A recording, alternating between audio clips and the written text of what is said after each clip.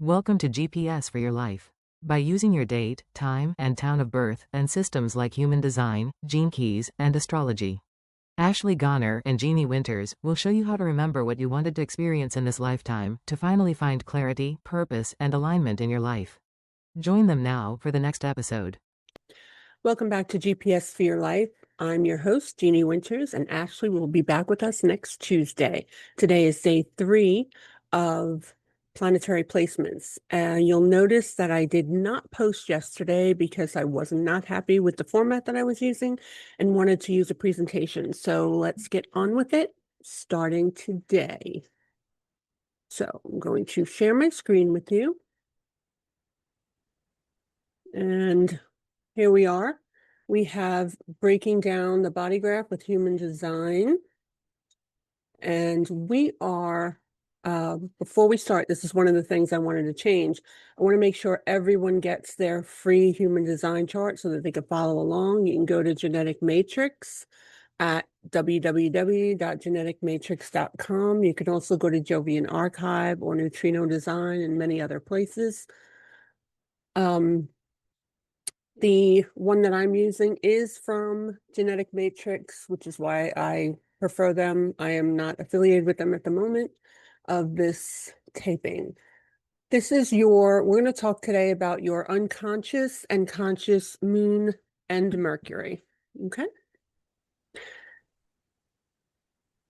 So, the moon relates to your emotional nature, your instinctive responses, and your inner nurturing needs. The unconscious moon is different because it is what you're not aware of, what other people are usually aware of first. Your unconscious side of your chart, you grow into as you go through life. It is not what you know about yourself. That's your conscious side. So your unconscious moon are your automatic emotional patterns. They are like instinctive emotional needs, reactions, unconscious habits. They're also hidden motivational force. It's what you pursue, what you respond to, and what you try to avoid. What others, or I should say what you do avoid, what others often notice first, like I said. We're going to get back to the one about what you pursue, because that's actually really important in the moon concept. I'll get to that when I get to the examples. So your conscious moon, it's still the same things, your emotions and stuff, but these are the things that you're aware of. So it's your conscious emotional needs, emotions that you're aware of, consciously seek for emotional fulfillment. And it's how you what consciously helps you feel supported and at peace. It's also your emotional awareness, how you recognize, understand, and intentionally express your feelings. It's how you consciously nurture yourself and others. So think about it. If somebody is upset, they're having a rough day, some people may cook them something because that's their way of expressing, care and love. Somebody else may buy them flowers. Somebody else may just sit with them and talk. That's what your conscious moon is. It's the things that you do consciously for yourself and for others. Okay, so here's the examples. So I use this one really specifically. I picked this one out because of how drastic it is. So this is somebody in my family, and they have gate 51.5 in their unconscious moon. Gate 51 is the gate of shock. Now imagine having that in your unconscious moon. On top of that, they have gate line 5. Line 5 is a projected channel of leadership, right? So in this specific placement, the moon, gate 51, line 5 shows up as effectiveness through practical leadership. Line 5 is always leadership. It is just not always said that way. It depends on the gate and the planet that it's in. So you'll find different things. Now, the gate of shock will always be the same if it's gate 51, regardless of where it is. How it shows up is going to be different. Okay. Now we're going to move on to her conscious moon. So you notice her conscious moon is 33.2, but it has this additional piece here. This arrow down means it's in detriment. So 33 starting, we have the gate of privacy. Okay, so she has the gate of shock and the gate of privacy, and I'm going to show you how this all works out together. She has line 2 here. Again, line 2 is normally called the natural because people with a line 2 have a natural ability toward whatever the gate is, right? And they're seen by other people as having this natural ability. In this case, because it's the moon and because it's in gate 33, it's called the witness, right? So she has the gate of privacy with it showing up as the witness. In detriment, it is the struggle to know when to retreat, reflect, and return. Again, in detriment means that this, whatever aspect, I should say, whatever planet or gate in line is showing up that has in detriment, has a sign of being in detriment. It means that it's going to lean more toward the challenging side of things, as opposed to if there was an arrow up, it would be exalted, and that means this would be an easier area of life. If there's nothing, it's just neutral, right? So, gate 51, in its aligned expression, 51.5 specifically, in its aligned expression in the unconscious moon, emotionally driven to courageously face life's unexpected challenges, naturally becoming a calming source of strength and inspiration for others during difficult times. That is absolutely spot on for this person when they are living in alignment. Again, 51.5 unconscious moon in the repressive. Now remember, there's two shadow expressions. One is repressive and one is reactive. Repressive means you're going inward. Reactive means you're going outward, but you're still living at the low frequency, okay? This is emotionally avoid situations that require courage or vulnerability, staying comfortable even when life is inviting growth through challenge. So you don't want to be out there and doing anything. You want to just sit back, even though you're being asked to do things that are adventurous, challenging, out of your safety zone. You're just like, I'm okay being here, even though you feel that drive to, you're being pulled because that's what you're supposed to be doing. You're supposed to be trying things. The shock doesn't mean it's always bad. It could be something good. You could find out that your friends are going bungee jumping and that's something that you really want to do, or you know, even like ice skating or something, things that are just like out of the norm to get yourself doing. So maybe you'd go snowboarding or something. You're meant to do things that aren't just the everyday. Okay. um 51.5 in the reactive shadow is emotionally creates conflict, competition, or unnecessary drama in an attempt to force change or prove personal strength. Spot on.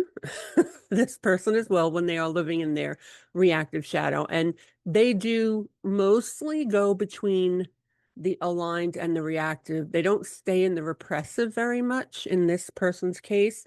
So they may say, oh, you're not doing that right. And, like very aggressive or assertive, as opposed to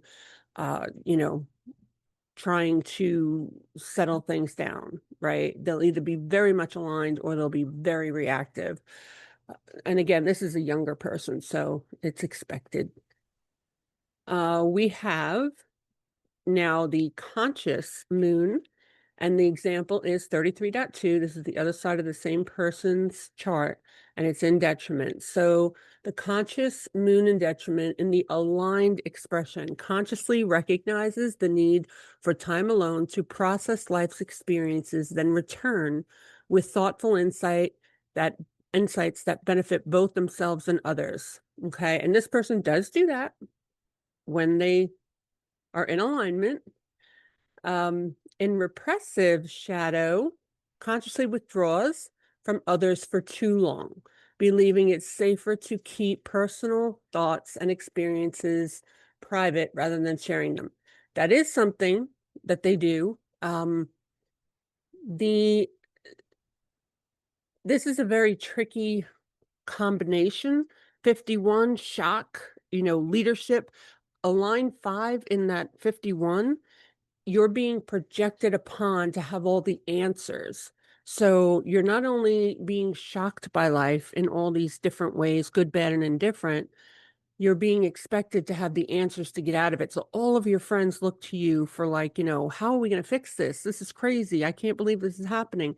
And a lot of your friends come to you for advice and stuff like that. And you may not be ready for that in your life. You may not be the person that, you may not even have your stuff together yet. And you're trying to help other people. And you're answering it that way because you are assuming subconsciously that they wouldn't come to you if you didn't have the answers, right?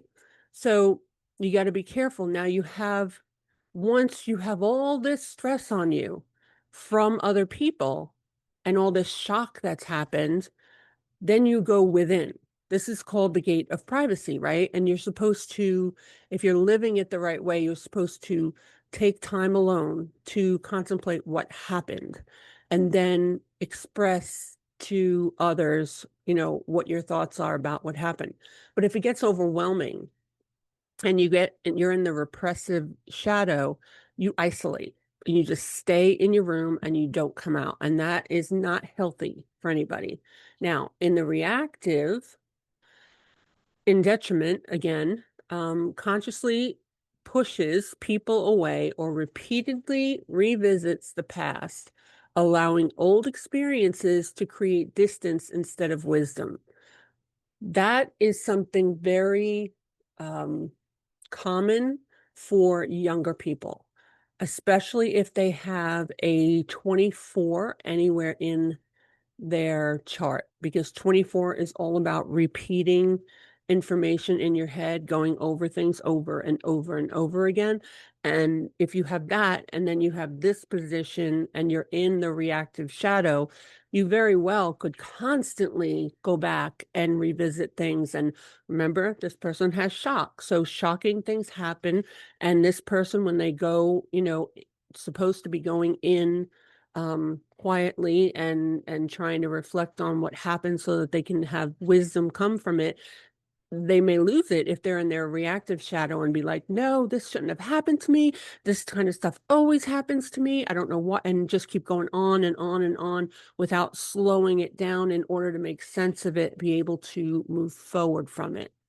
If that makes sense, I hope that is helpful. Now, one of the things I decided to add into what I've been putting out there is why to look at the placement that we're talking about. And I'll redo the first two so that you have those four placements and you understand why you would want to look at them, right? So why you want to look at the moon's placement specifically is to understand why you feel the way that you do. So some of us walk around some people feel happy all the time, or other people feel like, why do I feel like everybody's always out to get me? Or why do I feel like everybody's always trying to control me? Or why do I trust everybody and before they even earn it? So to understand the things that you do, look at your moon placement, right? Emotionally. So you want to recognize unconscious patterns again and improve relationships. Also identify the root of recurring challenges. All of this has to do with your emotions. It's very important to understand your moon placement for these reasons. Now, if you take your moon placement, whatever it is, it has the moon over it, and you go to ChatGPT if you want to pull it up to get some kind of understanding. If it's in red, you'll say, this is my moon placement in human design. Um, and then you put whatever number it is, 6.2 or whatever. What does this mean for my life? Right. And then you do the same thing for the conscious side and you ask it. And then any questions that you have, you can ask it, um, explain how I would move from the shadow expression here to the aligned expression. It'll give you techniques depending on how much you have used AI, especially for human design. It will pick up on subtleties and give you additional information. Just make sure that you double check. So I'm giving you what the moon placement means. And if they start talking about your identity in the moon, the identity is about your sun, your emotions are about the moon. So you would have to correct it. And if you said, I thought the identity was about the sun, not the moon. It'll usually correct itself, or if it is correct, it's just being looked at from a different angle, it'll explain that to you. Okay. I know some people are against using ChatGPT, but as long as you use it the right way and if anything is questionable, you double check it, and you can always double check it on any of the human design websites, or you can get a reading with me, whatever you want to do. You can reach me at jeanniewinters.com. You can email me too at jeannie@jeanniewinters.com. Very simple. Okay, so moving on to Mercury. Mercury represents communication. This is Mercury itself. Thinking, mental processing, unconscious Mercury, okay? It's automatic thinking, right? So our minds are always going. They're not just processing our thoughts that are up in the front of our head. Like, oh, this person looks pretty in that dress. That's something you're consciously thinking. There are things going on in your head all the time. Have you ever been driving where you're listening to music, thinking about all sorts of stuff, and all of a sudden you get to the place that you wanted to go to and you don't even remember driving? That's your automatic thinking. That's your unconscious Mercury. It's getting you to where you need to go. So it takes in, organizes, and interprets information unconsciously. Okay, just like the driving. Hidden mental patterns, unconscious patterns of thinking, learning, and expressing ideas. So what I mean by hidden is, again, it's not right in front of your head. It's stuff that you're thinking about in the back. So you may actually be processing a whole bunch of information about, let's say you're dating somebody and you're going out for the first time with them and you're wearing something that you're not sure about. In the back of your head, you're really thinking, oh gosh, I hope I look okay. And, oh my gosh, he's looking this way, or does he think that I look weird in this? Is my makeup on right? You're having a conversation with the person about something totally different, but you're unconsciously or subconsciously thinking all these different things. And so if somebody does something, like maybe somebody comes over to move your hair, somebody that you immediately pull back because you think something's wrong, they're trying to fix me or something. It's the way you're thinking unconsciously, right? Okay. Okay, now we have conscious Mercury. Conscious, it is your conscious communication, how you intentionally express your thoughts, conversations that you're aware that you're having, as opposed to the yesing and knowing of other people without even realizing what you're saying. The messages you consciously choose to share, your conscious thinking. So how you reason, how you process information, and how you consciously solve problems. Examples. So notice gate 33.1. It's the same gate as the same person's um, conscious moon, except it's a different line, so it shows up differently. Line 1 is the foundation of anything, any gate that has a line 1 in it. So gate 33 is the gate of privacy. Line 1, I should say, actually is called privacy as well. It's stepping away to reflect, right? Anything with line 1 is reviewing the foundations. Like I said, you go deep and you want to learn more about it. So in privacy, to learn more about, privacy, you need privacy, right? In order to stop and think about, what it is that you want to share or you don't want to share and how to make sense out of the things that have happened. Now, in detriment, it shows up as withdrawing to the point that wisdom is never shared, right? So withdrawing that much would be, again, isolation. So you would not want that to happen. This one is really good. So this is her Mercury, in her conscious Mercury, and notice this up here is pointing upward. So that means it's exalted. That means that her um, conscious communication is easier for her than her unconscious communication. Okay. And 57 is the gate of intuitive insight. This is a very intuitive gate. It's probably the most intuitive that I've come across. A 3 it's called acuteness, but remember the regular or the generic wording for line 3. I think I said gate 3. I mean line 3. Line 3 is trial and error, right? So being exalted, it means she refines intuition through experience. It's very a person with this in this position, they're very intuitive and they they do trial and error. So you want to know, am I picking up on things the right way? Am I noticing this correctly? And I notice that she'll come ask me things like, did I get that right? Or did you pick up what I picked up? Or, before she'll say anything, she wants to know if she was, on point or anything. Or did anybody else notice this? Just in case she was the only one that noticed it. It's very interesting to watch. Okay, so going deeper in 33.1 in detriment is the unconscious Mercury. It's the aligned expression is naturally communicates thoughtful wisdom, instinctively knowing to pause, reflect, and share meaningful lessons that help others grow. Remember, it's in detriment. You can always still be in alignment. It's just going to be a little harder for you to stay in alignment. It's a little more challenging. You notice that you kind of get kicked into the shadow expressions a little easier than if it was exalted or if it was even just neutral.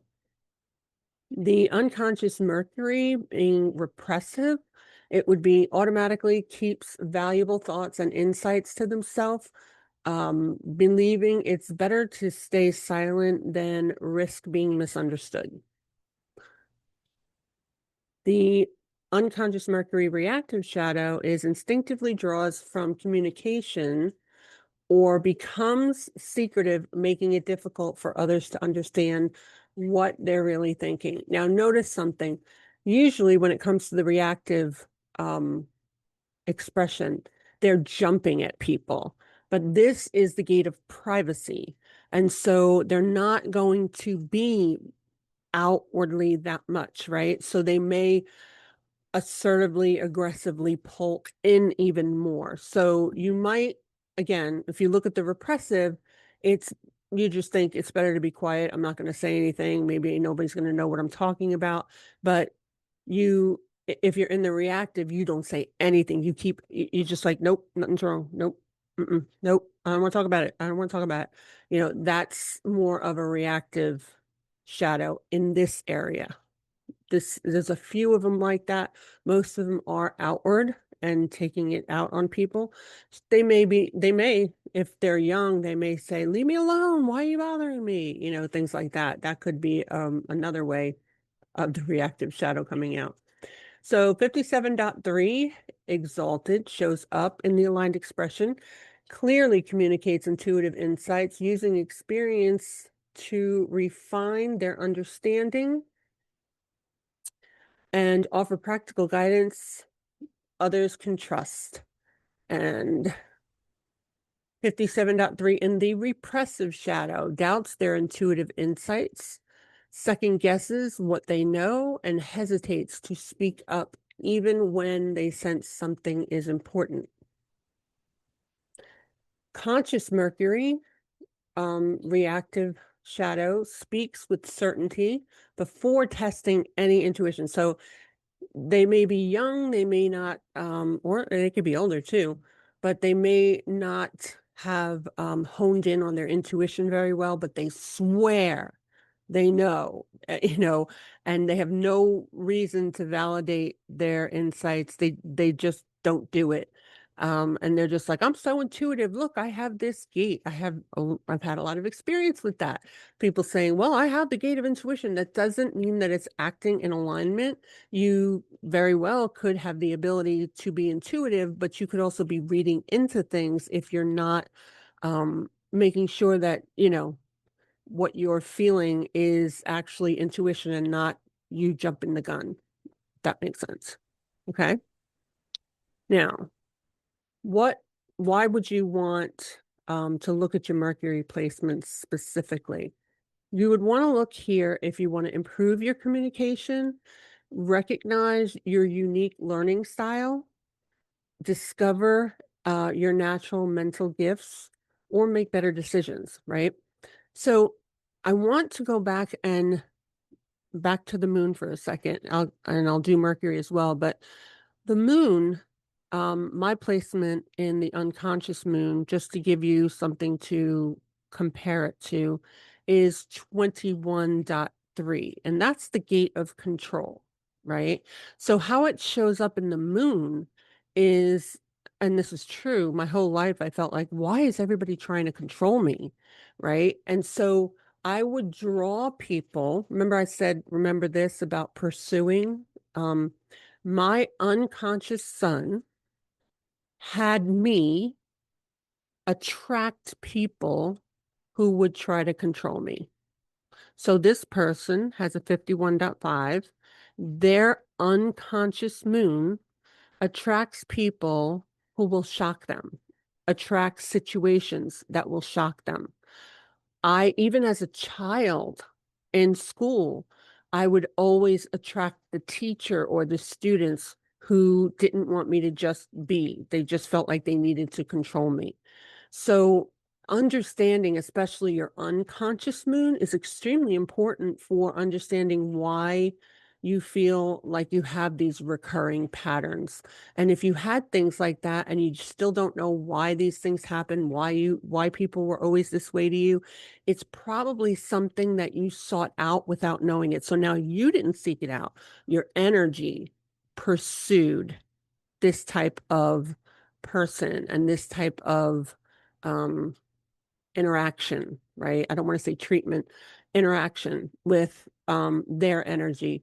So once you get aligned, you won't be attracting those people. You'll be attracting people who have that, but who are healthy in that area. And so they're not trying to control you and you're not trying to be controlled, right? So you're not doomed no matter what energy you have, as long as you figure out, oh, this is what this is what this is. I'm in this shadow aspect and it's supposed to look like this.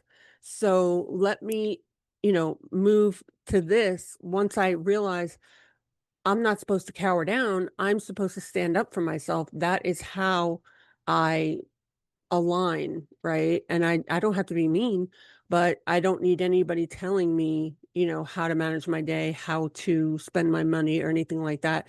So once I did that, no one tries to do that to me anymore. It's just non-existent, non-existent. When that's all that I experienced when I was younger in my 20s, it was a lot of people trying to do that. So I would recommend if any of these placements, you would want to look at the unconscious moon and see how that plays out for you. And I am pretty much done with this segment. Thank you for your time, for always allowing me to share in your journey. Next time, I'm going to be talking about the unconscious Venus and Mars. I apologize for the day in between. I just thought that this was a much better method. Please let me know in the comments what you think. Like and subscribe as well. If you would, I'd greatly appreciate it. And share with anybody you think this would be helpful to. If you would like me to add something else, a different angle, put that in there as well. I will see you tomorrow.